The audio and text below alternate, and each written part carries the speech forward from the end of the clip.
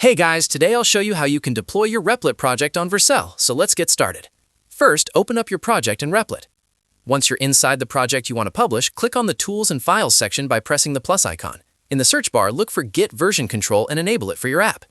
After activating Git, go into its settings. Here, you'll need to connect your account to GitHub. Click on Sign In and continue with GitHub to authorize access. This step links your Replit project to your GitHub account so you can push your code to a repository.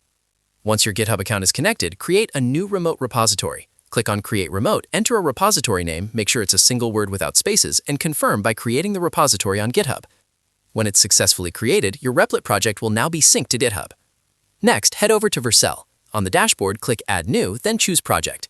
If you haven't already connected your GitHub account to Vercel, you'll need to do that first. Once connected, Vercel will automatically detect all repositories from your GitHub account. Find the repository you just created and click Import. You can adjust the project settings if needed, such as framework presets or build configurations. After reviewing everything, click Deploy. Vercel will now start building and deploying your Replit app. Once the process is complete, you'll receive a live URL where your project is hosted and accessible online.